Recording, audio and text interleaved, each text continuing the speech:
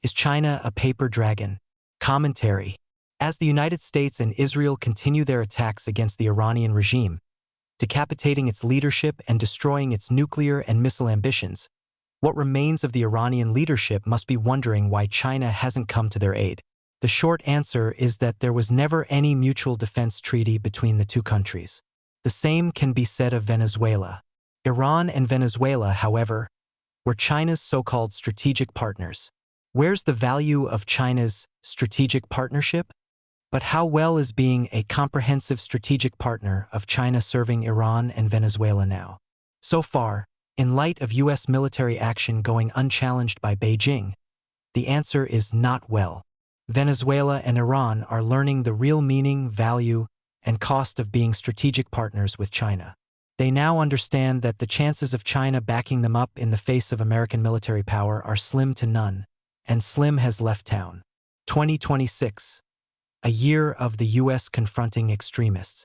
The Trump 2.0 presidency has been defined by an aggressive foreign policy, both in the Western Hemisphere and in the Middle East.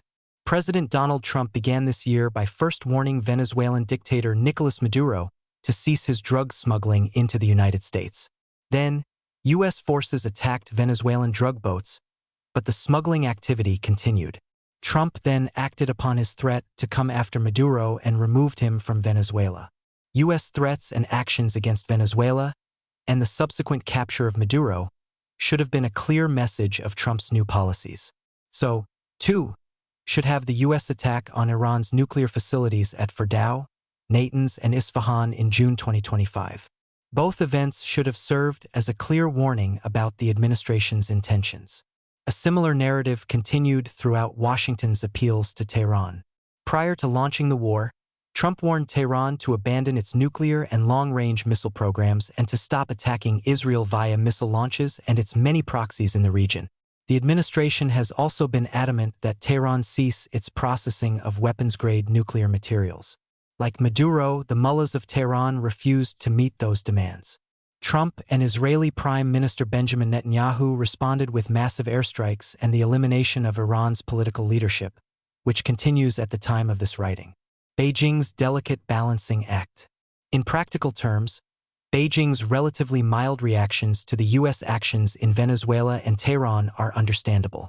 Yes, Tehran is a strategic partner, but Beijing has deeper economic relationships with other Gulf states. For example, in 2024, China's trade with Iran was about $13 billion. In comparison, trade with Saudi Arabia exceeded $107 billion, the United Arab Emirates more than $100 billion, and Qatar around $24 billion.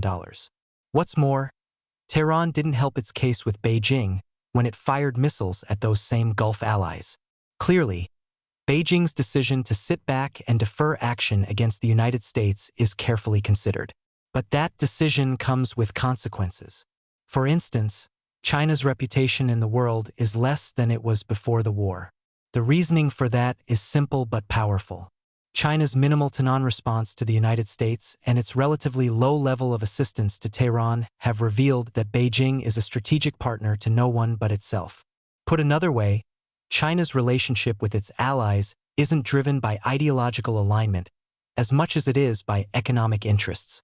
Beijing's partnerships with Caracas and Tehran have been shown to be mainly transactional in nature.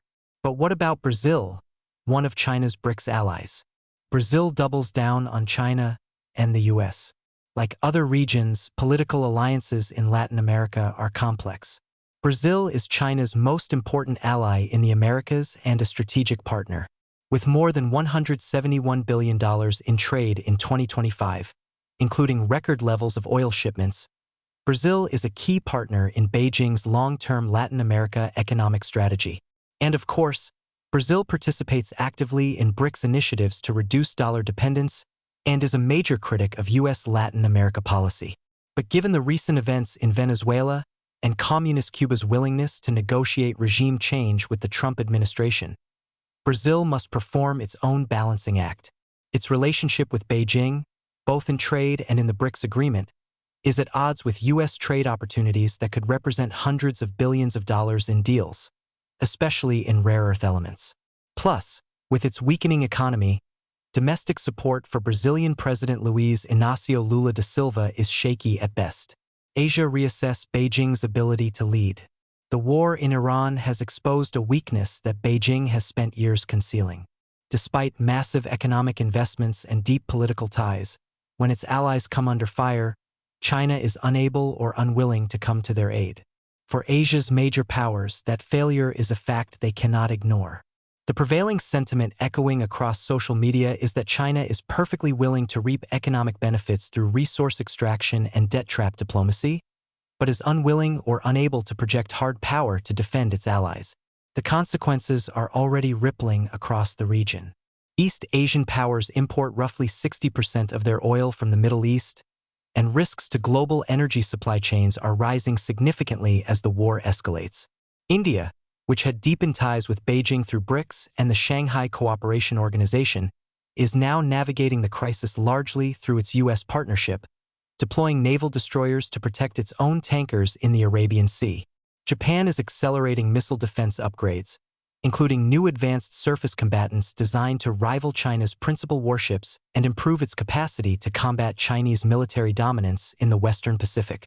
It's no rhetorical stretch to conclude that China's allies and trading partner are seriously rethinking their strategic partnership with Beijing. Beijing's real priorities. The upshot is that even though China may have the world's second-largest defense budget, Beijing's immediate security priorities are focused on its objectives within Asia, and therefore are much closer to home.